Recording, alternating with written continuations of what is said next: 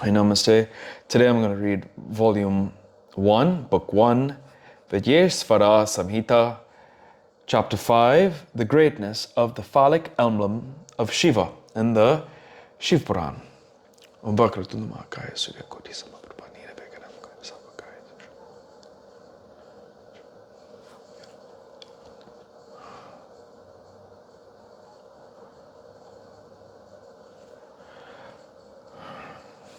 Hari Om Tat Sat.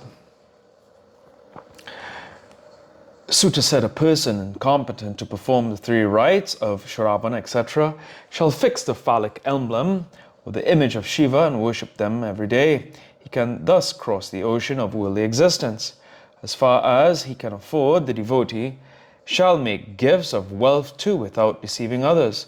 He shall offer them to the phallic emblem or the image of Shiva. He must worship them constantly. The worship must be performed elaborately. Construction of platforms, ornamental portals, monasteries, temples, holy centers, etc., offering of cloth, scents, garlands, incense lamps with due piety, oblations of various cooked rice, pancakes, pies, etc., with side dishes, umbrellas, fans, chowries, with all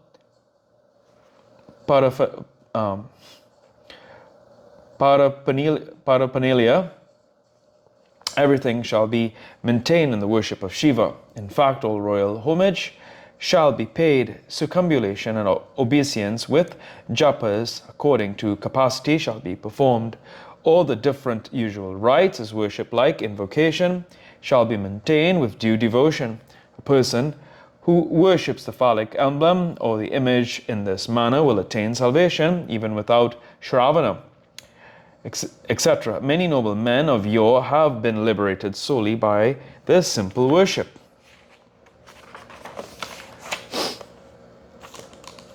Sages said, everywhere the deities are worshipped only in their image. How is it that Shiva is worshipped both in the image and in the phallus? Sutta said, O sages, this question is holy and wondrous. Here, the speaker is Shiva himself and not any ordinary person. I shall tell you what Shiva himself had said and what I heard from my own preceptor. Shiva alone is glorified as Niskala, nameless and formless, since he is identical with Supreme Brahman. He is also Sakala, as he has an embodied form. He is both Sakala and Niskala. It is in his Niskala aspect that the Linga is appropriate. In the Sakala aspect, the worship of his embodied form is appropriate. Since he has the Sakala and Niskala aspects, he is worshipped both in the phallic and in the embodied form by the people and is called the highest Brahman. Other deities not being Brahman have no Niskala aspect anywhere. Hence the deities are not worshipped in the formless phallic symbol. The other deities are both non-Brahman and individual souls. In view of their being embodied alone, they are worshipped solely in the bodily form. Shankara has Brahmatva and the other Jivatva. This has been explained in the meaning of the Pranava Om, the essence of Vedanta, by Nandikeshvara, when asked by Sanat Kumara, the intelligent son of Brahma, at the mountain Mandara. Sanat Kumara said, the embodied form alone is often observed in the worship of the deities other than Shiva. But both the phallic and the embodied forms are seen only in the worship of Shiva. Hence, O benevolent one, please tell me precisely, making me understand the truth. Nandikeshvara said, it is impossible to answer this question without revealing the secret of Brahman. O sinless one, since you are pious, I shall tell you what Shiva himself has said. Since Shiva has the bodiless aspect in virtue of his being the supreme Brahman, the Niskala Linga, in conformity with the Vedic implication, is used only in his worship. Since he has an embodied form as well, his embodied form is also worshipped and accepted by all people. According to the decision in the Vedas, the embodied form alone is to be used in the worship of other deities who are only individual souls embodied. Devas have only the embodied aspect in their manifestation. In sacred literature, both the phallic and the embodied forms are mentioned for Shiva. Sanat Kumara said, "O fortunate one, you have explained the worship of phallus, an image distinctly for Shiva, and the other deities. Hence, O Lord of Yogins, I wish to hear the feature of the manifestation of the phallic aspect of Shiva." Nandikeshvara said, "O dear one, out of love for you, I shall tell you the truth. Long, long ago in the famous first Kalpa, the noble souls Brahma and Vishnu fought each other. In order to eradicate their arrogance, Lord Parameshvara showed his unembodied Niskala form in the form of a column in their midst.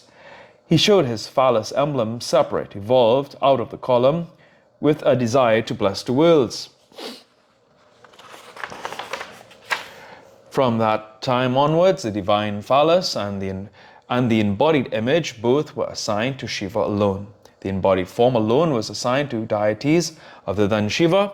The different types of the embodied forms of the different devas yield only enjoyments. In regard to Shiva, the phallic emblem and the embodied form together bestow auspicious enjoyment and salvation." Footnotes.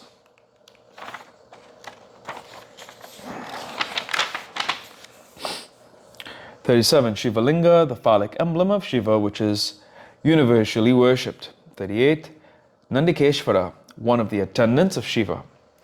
39. The term Kalpa is a precise sense means a vast cosmic period, but this seems to have been a latter application of it when the scheme of cosmology time was developed. It is often used in a simpler and unspecialized way to mean a period of time, an age. This seems to have been its earlier signification, as where it is said, Purakalpe, Mahakali, in old time, long, long ago. In such texts, Purakalpa is often used loosely and has the general sense of old time.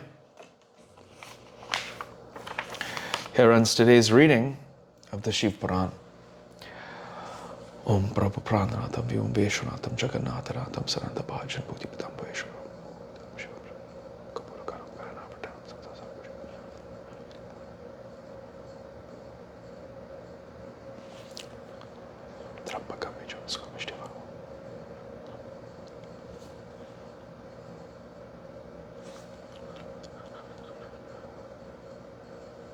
Om Tuya Mata Chapita Tumeva Tuya Bandusha Chasakatu Tumeva Vidya Dravinang Tumeva Tumeva Sarvam Om Shanti Shanti Shanti Hari Om Tat Sat.